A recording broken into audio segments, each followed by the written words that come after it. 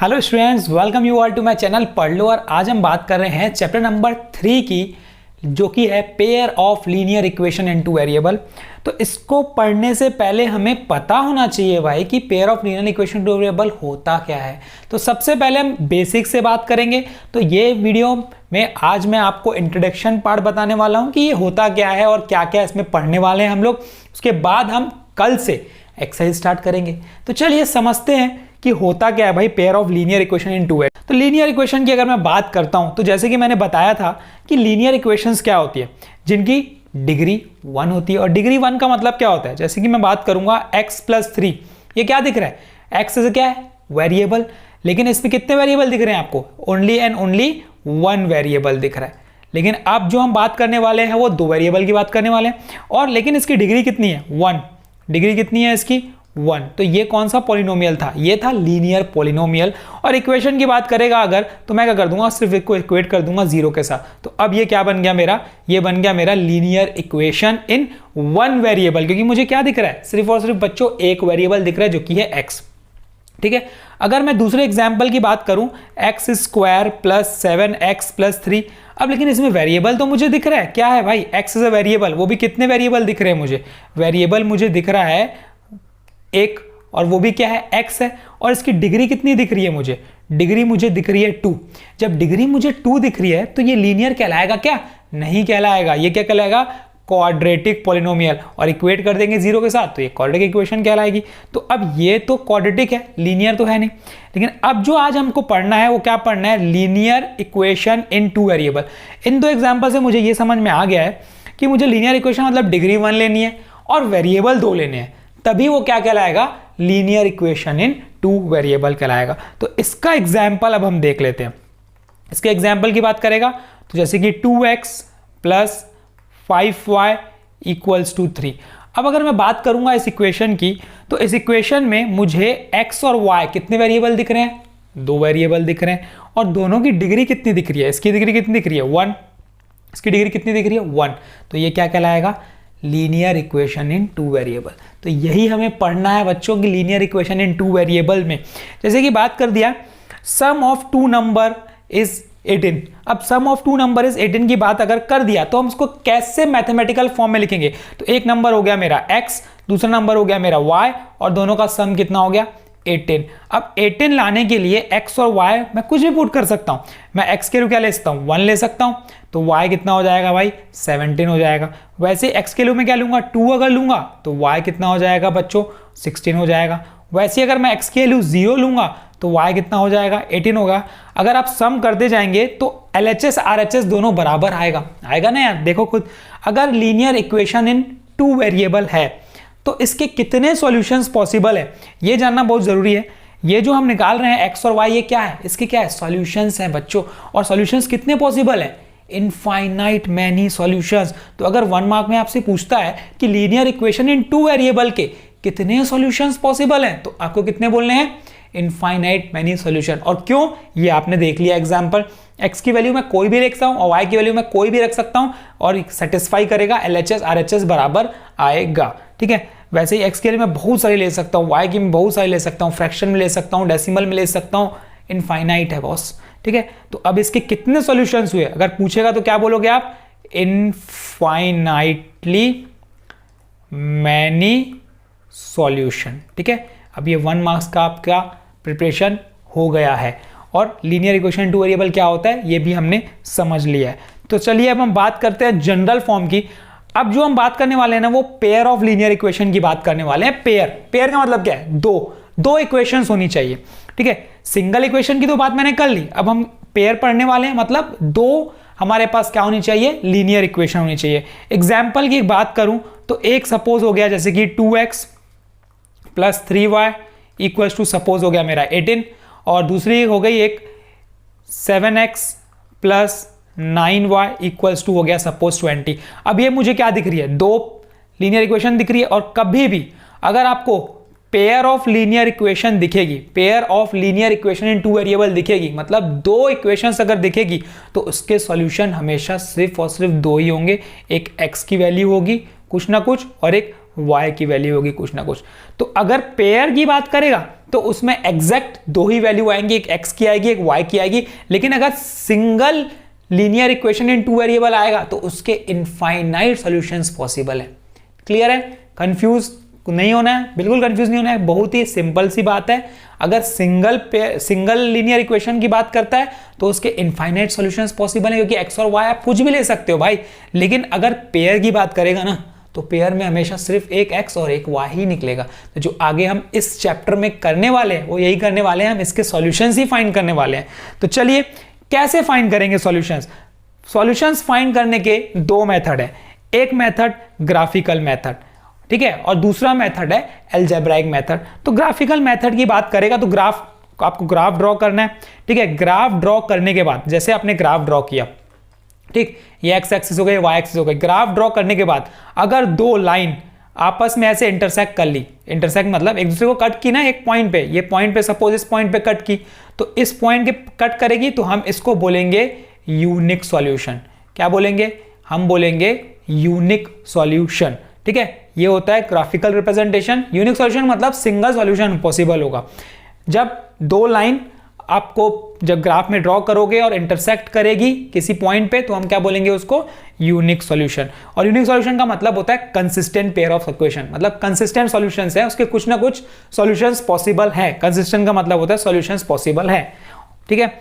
उसके बाद हम बात करेंगे, अगर सपोज मैंने एक ग्राफ में दो लाइन ड्रॉ की और दोनों लाइन सपोज पैरेलल चले गई, एक दूसरे को कभी इंटरसेक्ट नहीं की, एक ऐसे कर गई तीसरी ऐसे चले गई, इंटरसेक्ट ही नहीं कर रही है, तो हम इसको क्या बोलेंगे? इसको हम बोलेंगे नो सॉल्यूशंस। क्यों नो सॉल्यूशन?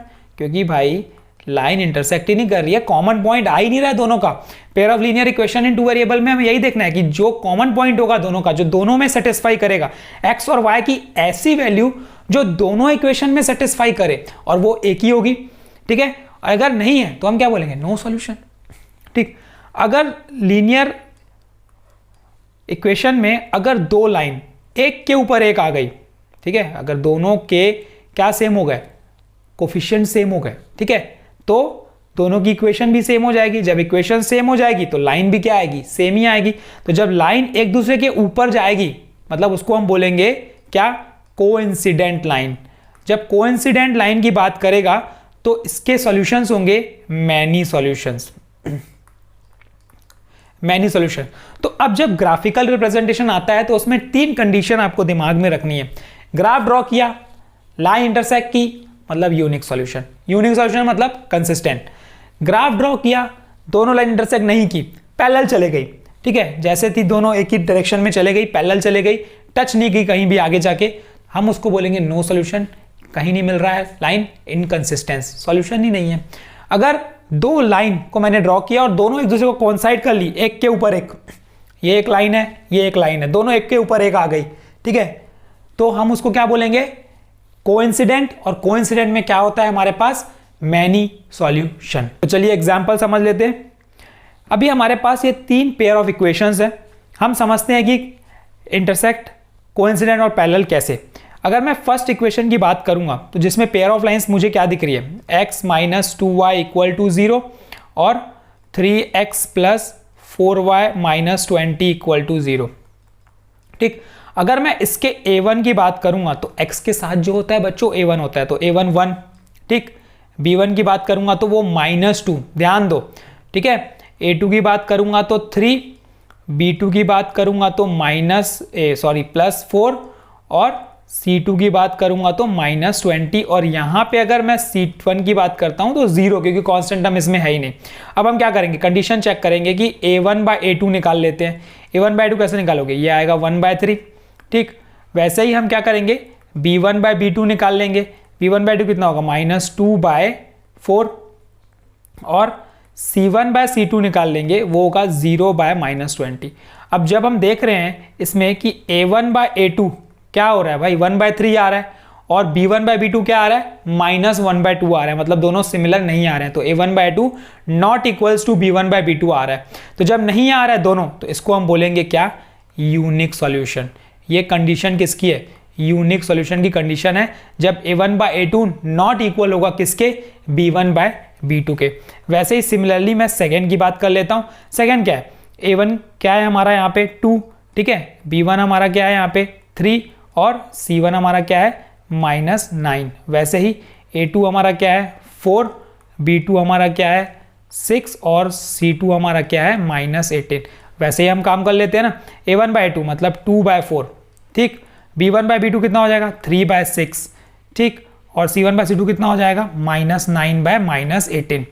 अब आप कैंसिल करेंगे तो कितना होगा 2 1 जा 2 2 times, 3 1 time, 3 2 times, 9 1 time, 9 2 time. मतलब क्या आ गया A1/A2 equals to B1/B2 equals to C1/C2।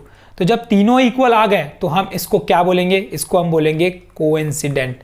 Coincident का मतलब क्या होता है मैनी सॉल्यूशन, और इसका यूनिक सॉल्यूशन का मतलब होता है इंटरसेक्टिंग लाइन। ये आपको दिमाग में रखना है। इंटरसेक्टिंग लाइन की बात किया तो क्या बताया मैंने, यूनिक सॉल्यूशन, और अगर कोइंसिडेंट किया तो मैनी सॉल्यूशन, ठीक। और तीसरी कंडीशन जो है, अगर वो बात करेंगे पैरेलल की, तो उसकी कंडीशन मैं आपको बता देता हूं। थर्ड की जो कंडीशन है वो आएगी आपकी A1/A2 is equal to B1/B2, मतलब दोनों सेम रहेंगे A1/A2, but not equal to रहेगा C1/C2। अब आप ये करके देख लीजिए, ये थर्ड को आप सिंप्लीफाई कीजिए, खुद से कीजिए और देखिए ये कंडीशन में सेटिस्फाई कर रहा है कि नहीं। अगर करेगा तो हम बोलेंगे लाइंस जो आएंगी वो क्या बनेंगी, वो पैरेलल बनेंगी, और सॉल्यूशंस क्या बनेगा, नो सॉल्यूशन बनेगा। तो ये इंपॉर्टेंट 3 कंडीशन है जो आज हम आगे पढ़ेंगे। अगली एक्सरसाइज जब हम स्टार्ट करेंगे तो उसमें ये यूज होगा, तो हम आगे की बात करेंगे, उसमें हम बात कर लेंगे इस चीज की। तो अभी हम बढ़ते हैं आगे की तरफ। अब हम बढ़ते हैं अलजेब्रिक मेथड की। अलजेब्रिक मेथड में 2 मेथड आते हैं, एक सब्स्टिट्यूशन मेथड आता है, एक एलिमिनेशन मेथड आता है। तो दोनों की मैं एक एक बार में बात कर लेते हैं, उसके बाद डिटेल में हम एक्सरसाइज में करेंगे। जब भी सब्स्टिट्यूशन मेथड की बात करेगा तो नाम से ही पता चल रहा है सब्स्टिट्यूशन मतलब क्या करना है, मुझे सब्स्टिट्यूट करना है, एक को उठाना है दूसरे में पुट करना है। अब ये सपोज इक्वेशन नंबर 1 है और ये सपोज इक्वेशन नंबर 2 है। अब मैं क्या करूंगा, फर्स्ट में से या सेकंड में से जो आपको इजी लगे, चलिए मैं सेकंड में से कर लेता हूं। फ्रॉम इक्वेशन 2 मैं x की वैल्यू चाहे y की वैल्यू जिसकी मर्जी चाहूं उसकी मैं फाइंड कर सकता हूं। तो मैं इसमें x निकाल लेता हूं ताकि थोड़ा सा इजी हो जाए सॉल्यूशन। तो x की वैल्यू कितनी हो गई 3 - 2 है। अब इसको नाम दे दो इक्वेशन नंबर 3। अब पुट कर दो भाई, पुट मतलब substitute the value of x in equation number 1। बस इतना सा आप काम को लिखना है, substitute the value in equation number 1। अब इक्वेशन नंबर 1 मतलब 7 इंटू एक्स के लिए क्या मैंने निकाली है 3 - 2y पुट कर दिया मैंने, ठीक है, -15y इक्वल्स टू 2। सिंप्लीफाई करने तो आपको आता है, कर लेते हैं। 21 माइनस कितना हो जाएगा 14y minus 15y equals to 2, ठीक है।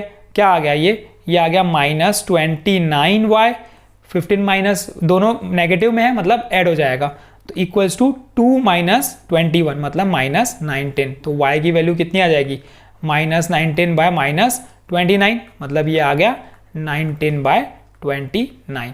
अब देखो y मिल गया है। अब जब y मिल गया है तो अब मैं क्या किया था, किसी भी एक इक्वेशन में जिसमें आपको इजी लगता है पुट करो और सॉल्व कर लेते हैं।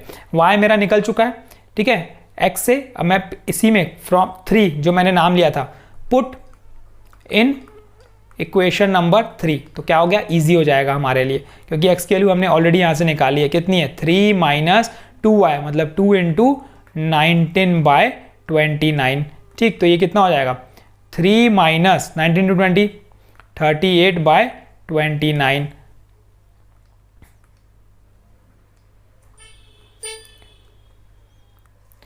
अब इसको सिंप्लीफाई कर देते हैं, कितना हो जाएगा ये 29 एलसीएम 29 × 3 करोगे तो कितना आएगा भाई 90 में से 3 गया, कितना बचा 87। तो 87 - 38 सॉल्व कर देते हैं। 17 में से 8 गया 15, 17 में 8 और 7 9, ये 9 आ जाएगा यहाँ पे। 17 में से 8 गया 9, ये बन जाएगा मेरा कितना 7 में से 3 जाएगा 4, तो कितना आया 49/29।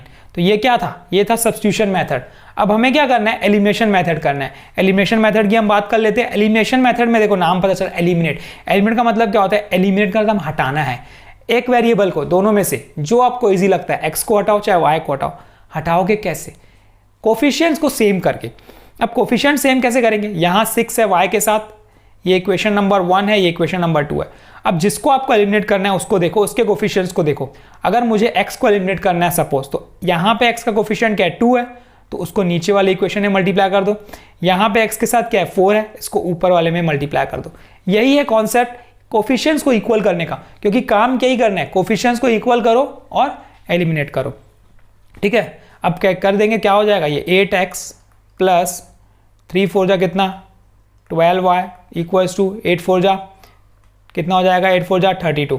ठीक, ये मल्टीप्लाई कर देते हैं 8x plus 12y equals to 7 4 जा 14। अब देखो कोफिशिएंट सेम हो गया ना सेम। अब सेम क्या है, साइन चेंज करनी है नीचे की साइन क्यों चेंज करेंगे, क्योंकि हम सबट्रैक्ट कर रहे हैं, और जब हम सबट्रैक्ट करेंगे तो एक की साइन अगर चेंज करेंगे तो नीचे वालों की सबकी साइन चेंज होगी। ये आपको ध्यान देना है, बस यही है एलिमिनेशन मेथड में, यही चीज आपको ध्यान देनी है कि क्या करना है, नीचे वालों की सबकी साइन बदलनी है।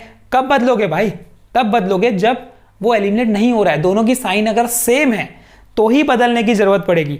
अगर एक पॉजिटिव और एक नेगेटिव है तो आपको साइन बदलने की जरूरत ही नहीं है, क्योंकि ऑलरेडी वो कैंसिल आउट हो जाएगा। लेकिन यहाँ पे दोनों पॉजिटिव थे तो मैंने नीचे वाले की साइन बदल दी, तो सबकी साइन बदलेगी, ये आप ध्यान दीजिएगा। ठीक है, तो ये अब हो गया कैंसल आउट। 12 माइनस 12y, ये भी क्या हो गया, कैंसल आउट हो गया, तो ये हो जाएगा 0y